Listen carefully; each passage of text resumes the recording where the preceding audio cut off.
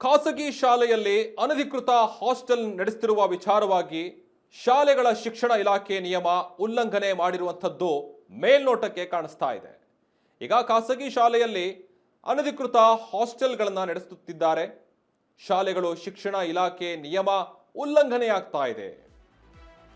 ಖಾಸಗಿ ಶಾಲೆಗಳು ಈ ರೀತಿಯಾದಂತಹ ಅನಧಿಕೃತವಾಗಿ ಹಾಸ್ಟೆಲ್ ನಡೆಸುತ್ತಿರುವ ಶಿಕ್ಷಣ ಇಲಾಖೆ ಅಧಿಕಾರಿಗಳ ಮೌನ ಯಾಕೆ ವಹಿಸ್ತಾ ಇದ್ದಾರೆ ಅನ್ನುವಂಥದ್ದು ಈ ವಿಚಾರ. ಈಗ ಕೆಂಬಾವಿ ಪಟ್ಟಣದಲ್ಲಿರುವಂತಹ ಖಾಸಗಿ ಶಾಲೆಗಳ ಕ್ರಮಕ್ಕೆ ಆಗ್ರಹಿಸಲಾಗಿದೆ.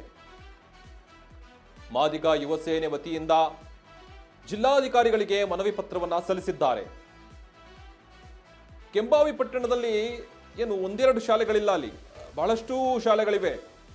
ಸಾಯಿ ಪಬ್ಲಿಕ್, ಹೋಲಿಪೇತ್ ಅಂತವಂಥದ್ದು, ಹಾಗೆ ವಿದ್ಯಾಲಕ್ಷ್ಮಿ ಅನ್ನುವಂಥದ್ದು, ಆಮೇಲೆ ಜ್ಞಾನದೇಗುಲ ಶಾಲೆ. ಇದ್ರ ವಿರುದ್ಧ ಕ್ರಮಕ್ಕೆ ಆಗ್ರಹವನ್ನ ಹೊರಡಿಸಿದ್ದಾರೆ.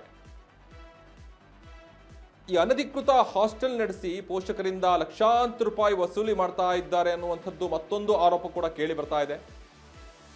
ಹಾಗಾಗಿ ಅನಧಿಕೃತವಾಗಿ ಹಾಸ್ಟೆಲ್ ನಡೆಸುತ್ತಿದ್ದರಿಂದ ವಿದ್ಯಾರ್ಥಿಗಳ ಜೀವಕ್ಕೆ ಹಾನಿಯಾದರೆ ಯಾರು ಹೊಣೆ? ಶಿಕ್ಷಣ ಇಲಾಖೆ ನಿಯಮ ಉಲ್ಲಂಘನೆ ಮಾಡ್ತಾ ಇದೆಯಾ? ಇನ್ ಕೇಸ್ ಮಾಡಿದ್ರೆ ಶಾಲೆಗಳ ಪರವಾನಗಿಯನ್ನ ರದ್ದು ಮಾಡಿ ಕ್ರಮಕ್ಕೆ ಕೈಗೊಳ್ಳಬೇಕು.